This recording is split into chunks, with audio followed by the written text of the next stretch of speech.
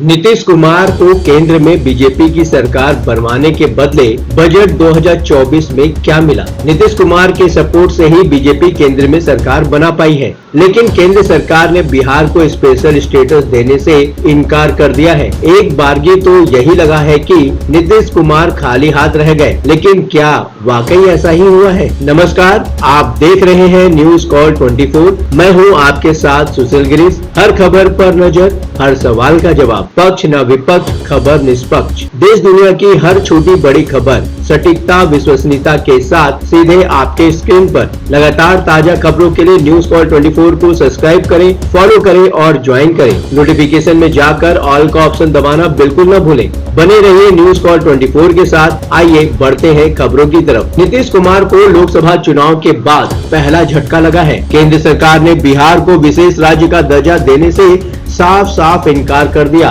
और ये बात संसद में हुए सवाल जवाब से निकल कर आई है। अब ये नीतीश कुमार के लिए जोर का झटका है या नहीं, अभी नहीं कहा जा सकता। और ये भी नहीं कहा जा सकता कि नीतीश कुमार बीजेपी की राजनीति में गच्चा खा गए हैं या बाजी मार लिए हैं। लेकिन एक बात तो है, बिहार को विशेष राज्य के दर्जे के मुद्दे पर नीतीश कुमार को निराशा हाथ लगी है। खुद नीतीश कुमार भले ही ऐसा महसूस न कर रहे हो और हो सकता है वो आगे के लिए पहले से ही कोई और रणनीति बना चुके हो, लेकिन अलग से देखने पर तो ऐसा ही लगता है। संसद से पहले ये मांग सत्र से पहले बुलाई गई सर्वदलीय मीटिंग में उठाई गई थी। बैठक में बिहार के लिए जेडीयू, आंध्र प्रदेश के लिए वाईएसआर कांग्रेस और ओडिशा के लिए विशेष दर्जा देने की मांग बीजू जनता दल की तरफ से उठाई गई थी। बिहार के लिए उठाई गई मांग में जेडीयू को एनडीए सहयोगी एलजेपी रामविलास और आरजेडी का भी साथ मिला था।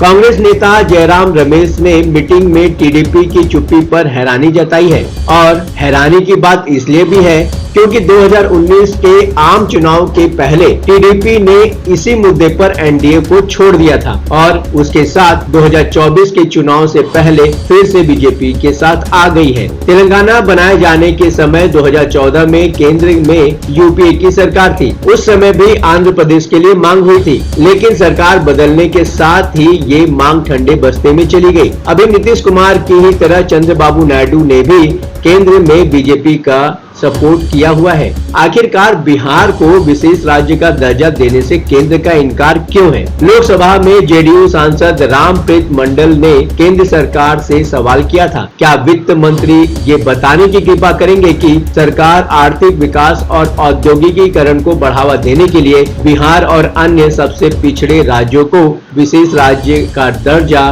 प्रदान करने का प्रस्ताव रखती है? अगर हाँ, तो उससे संबंधित ब्यौरा क्या है और यदि नहीं तो इसके कारण क्या है? जेडीयू सांसद ने सवाल का जवाब देते हुए वित्त राज्य मंत्री पंकज चौधरी से कहा कि बिहार को विशेष राज्य का दर्जा नहीं दिया जा सकता। कारणों का जिक्र करते हुए बताया कि विशेष श्रेणी का दर्जा राष्ट्रीय विकास परिषद की तरफ से कुछ राज्यों को दिया गया था, जिनमें कई विशेषताएं थी जिन पर विशेष विचार की आवश्यकता थी। मसलन पहाड़ी और मुश्किल इलाका, कम जनसंख्या घनत्व और या फिर जनजातीय आबादी का बड़ा हिस्सा, पड़ोसी देशों के साथ सीमाओं पर रणनीतिक स्थान, आर्थिक और ढांचागत पिछड़ापन और गैर राज्य वित्त की व्यवहार्य प्रकृति। चूंकि बिहार ऐसी किसी भी कैटेगरी में नहीं आता, लिहाजा राज्य को लेकर विशेष दर्जे की मांग खत्म समझ लेनी चाहिए। शायद आगे से हमेशा के लिए ही, कम से कम तब तक जब तक कि नियमों में संशोधन नहीं किया जाता। क्या ये महज राजनीतिक डिमांड है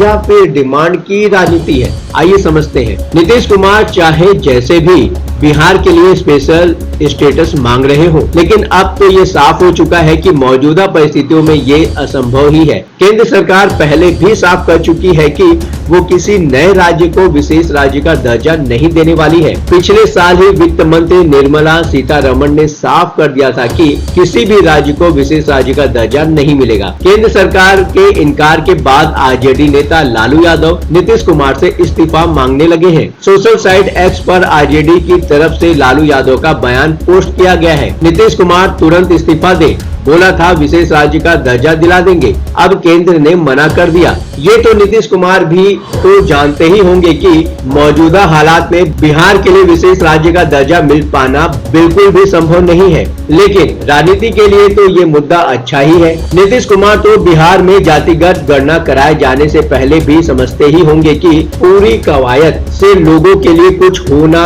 जाना है ही नहीं, लेकिन राजनीति तो हो ही जाएगी। हुई भी, चुनावी मुद्दा बनाने की कोशिश तो हुई ही थी। विधानसभा जातिगत गणना के आंकड़े पेश करने के बाद आरक्षण कोटा बढ़ाने का प्रस्ताव भी पास कर दिया गया। ये बात अलग है कि अदालत ने उसे खारिज कर दिया है। आगे अपील होती है या नहीं बाद की बात है, लेकिन अब तक हासिल तो शून्य ही है। फिर भी राजनीतिक फायदा तो हुआ ही है। राहुल गांधी और तेजस्वी यादव ने भी कास्ट सेंसस का क्रेडिट लेने की भरपूर कोशिश की है। आम चुनावों से पहले प्रधानमंत्री मोदी कहा करते थे, अगला कार्यकाल कड़े फैसलों वाला होगा। बिहार के राजनीतिक समीकरण और हालात के हिसाब से देखें तो केंद्र सरकार का विशेष राज्य के दर्जे से इनकार करना भी तो कड़ा फैसला ही लगता है। लेकिन नीतीश कुमार के हाल के कई एक्ट ने सस्पेंस पैदा कर दिया है। अब तो सवाल उठता ये है कि आखिर नीतीश कुमार किस बात के लिए मोदी के पैर छू रहे थे, बिहार के विशेष दर्जे के लिए या मुख्यमंत्री की अपनी कुर्सी को कायम रखने के लिए? बाकी बातें अपनी जगह है, लेकिन अब तो सवाल ये भी उठ रहा है कि क्या बीजेपी ने नीतीश कुमार को फिर से पलटी मारने का बढ़िया बहाना दे दिया है? आपको क्या लगता है, नीतीश कुमार इस बात से पलटी मारकर इंडिया गठबंधन की तरफ जाएंगे? आप अपनी राय हमें कमेंट के माध्यम से भेज सकते हैं। देश दुनिया की हर छोटी बड़ी खबर, रियल टाइम एनालिसिस, सटीक विश्लेषण और निष्पक्ष खबरों के लिए बने रहिए न्यूज़ कॉल 24 के साथ। नमस्कार।